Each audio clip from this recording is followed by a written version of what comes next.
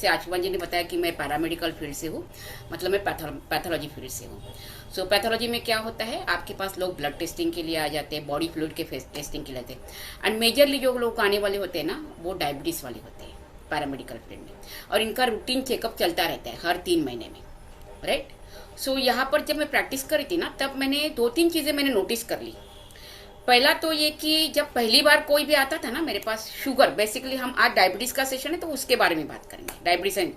तो पहली बार अगर किसी का डायबिटीज़ डिटेक्ट हो गया तो वो 90% लोगों का ऐसा होता था, हायर साइड पर डिटेक्ट होता था, 400, 450, 500।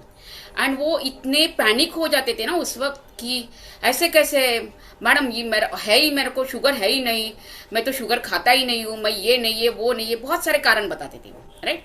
फिर उनको समझाना पड़ता था, देखिए आपका शुगर 200 से ऊपर गया और आप पहली बार आए, मुझे पता है ना, तो आपका रिपोर्ट रीचेक करके ही बाहर आता है, उसके बगैर हम देते भी नहीं वैसे, राइट। तो ये रिपोर्ट आपका रीचेक करके आया। तो ये मैंने नोटिस कर लिया कि क्यों ऐसा है कि लोगों को लगता है मुझे तो डायबिटीज़ है ही नहीं, मेरे सब आदतें अच्छी है, मैं सब कुछ अच्छा कर रहा हूँ, ऐसे कैसे मुझे अचानक डायबिटीज़ आ रहा है, और अचानक आ जाता है उनके पास। ये पहला नोटिस किया था मैंने। दूसरा मैंने नोटिस किया कि ये लोग रेगुलर चेकिंग के लिए आते, और मेरी बातचीत भी होती रहती है, अगर मैं उस वक्त हूँ हाजिर तो बातचीत होती थी कि डॉक्टर अभी क्या ट्रीटमेंट दे रही है, क्या दवाई चालू है, और वो भी अपनापन से बताते थे मुझे। साल भर के बाद बहुत बार वो मुझे बताते थे कि मैडम अभी डायबिटीज़ के लिए अभी और एक दवाई ऐड कर ली डॉक्टर ने, राइट। ये हो गया। उसके 6 महीने के बाद होता था, अभी ना बीपी के लिए मेडिसिन ऐड हो गया है। उसके 6 महीने के बाद होता था, मैडम कोलेस्ट्रॉल के लिए भी ऐड हो गया। अब क्योंकि वो इसके लिए भी वो बताते, क्योंकि वो ब्लड टेस्टिंग में ऐड होके आता था, ब्लड टेस्टिंग में उनके लिपिड प्रोफाइल वगैरह आ जाते थे, किडनी के टेस्ट वगैरह आ जाते थे, राइट। जब मैं पूछी थी, अरे लिपिड प्रोफाइल क्यों बोला, कि डॉक्टर को लग रहा है कि कोलेस्ट्रॉल रहेगा करके, या वो देखने के बाद शुरू करेंगे, वॉट एवर, बट आ ही जाता था।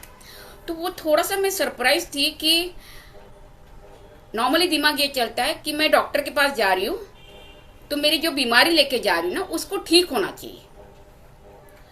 तो मुझे आंसर नहीं मिल पाता था कि डायबिटीज के लिए जब लोग जा रहे हैं, कोई टाइफाइड को लेके आता है, कोई डेंगू को लेके आता है, तो सेकेंड टेस्टिंग के लिए आता है, तो उसकी बीमारी तो ठीक हो रही है, डॉक्टर ट्रीटमेंट दे रही दिमाग, बट डायबिटीज के लिए ये क्यों हो रहा है कि add on add on add on add on क्यों हो रहा है ये सब कुछ, राइट।